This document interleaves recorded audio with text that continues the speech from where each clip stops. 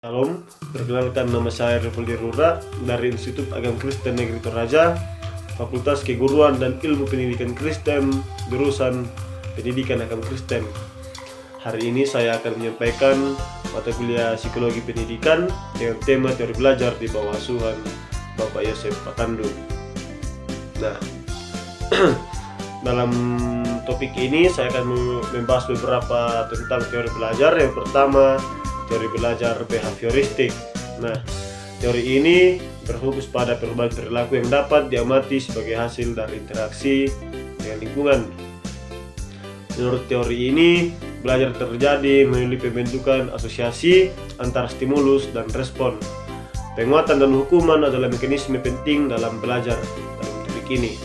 Kemudian ada pun beberapa tokoh utama dari teori ini. Yang pertama Skinner, Pavlov, dan Watson. Kemudian prinsip dari teori belajar ini yaitu pembelajaran adalah hasil dari pengaruh lingkungan terhadap perilaku. Stimulus dan respon yang kuat dapat meningkatkan atau mengurangi perilaku tertentu. Kemudian contoh dari prinsip ini yaitu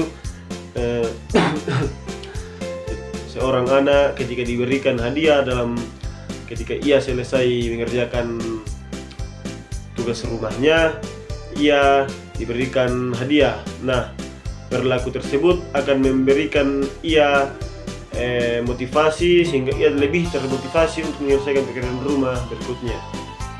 Kemudian teori belajar humanistik. Nah, teori ini menekankan pada kebutuhan dan motivasi individu untuk mencapai potensi maksimalnya. Belajar dilihat sebagai proses yang melibatkan pengalaman pribadi, pembentukan identitas, dan aktualisasi diri. Fokus utamanya dari teori belajar humanistik ini adalah pada pemenuhan kebutuhan dasar dan pengembangan diri secara keseluruhan. Tokoh utama dari teori ini yaitu Abraham Maslow dan Rogers.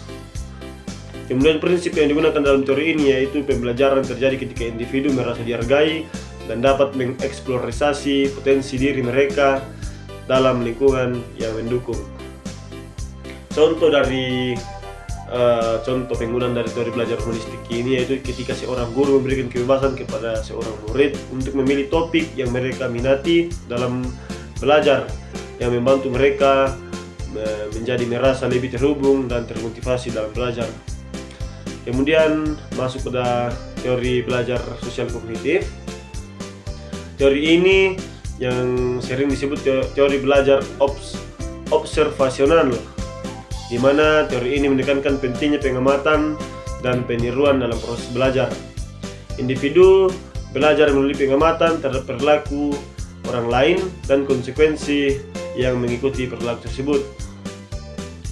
Tokoh utama dari teori ini yaitu Albert Bandura, dan prinsip yang digunakan yaitu pembelajaran dapat terjadi tanpa ada perubahan langsung dari perilaku dengan mengamati dan meniru perilaku orang lain.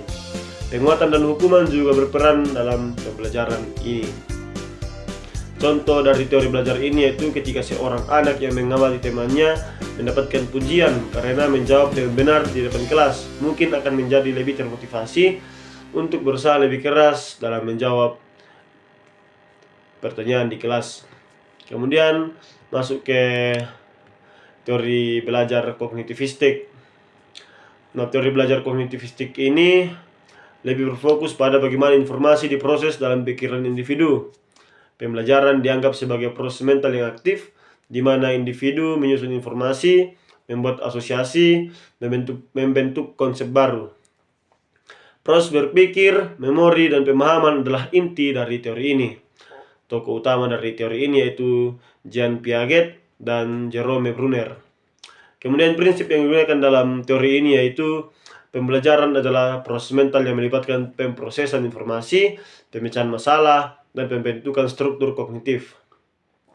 Contoh dari teori belajar kognitivistik ini yaitu ketika ada seorang anak yang mempelajari matematika.